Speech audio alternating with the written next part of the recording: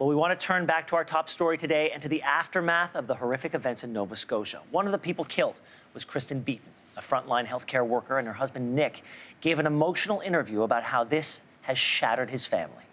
He cowardly, extremely cowardly, took my wife's life and our unborn baby. Oh, I didn't know. I did not know she was pregnant, Nick. Honestly, We never got to tell family. We were going to tell them this week she was on vacation, oh, and we were going to. Greg Johnston is a longtime friend of Nick's, and he has launched a fundraiser to help him through this time. Greg joins us now. Greg, we're very sorry to speak to you under these circumstances. Can you tell us about Nick and Kristen? Is there a memory of the two of them that you'd like to share with Canada so that we can get to know them a little better? You know, off the top of my head, memories, boys. My friendship goes back with Nick primarily, and you know, I did this fundraiser mainly out of my concern for him, because I didn't know Kristen well, but I've known Nick since he was a boy.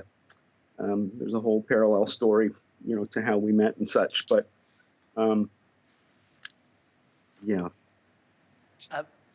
Can you tell us that story?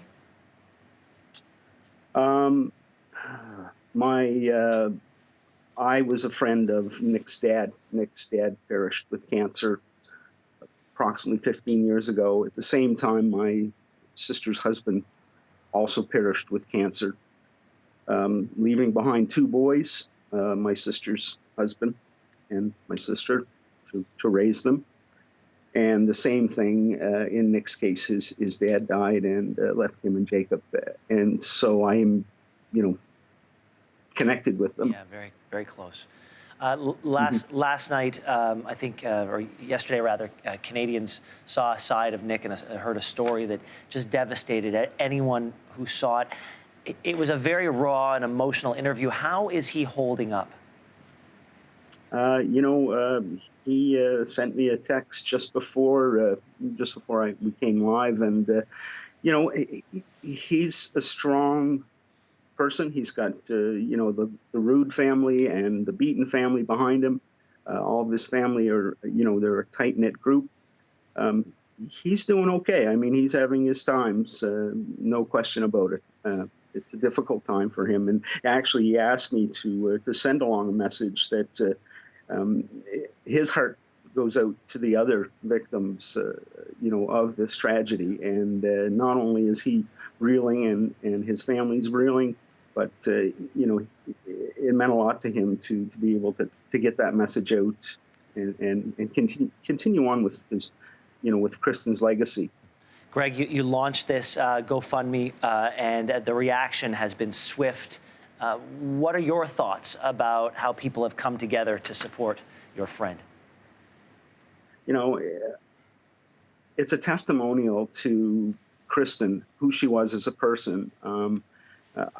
I wish I had have known her better.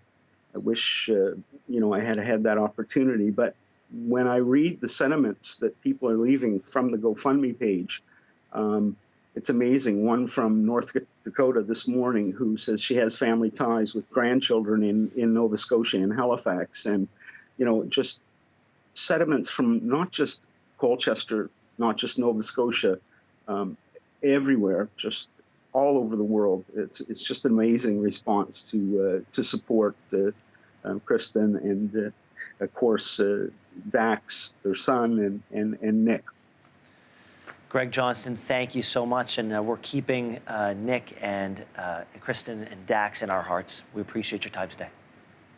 Hey, thank you very much, Ben.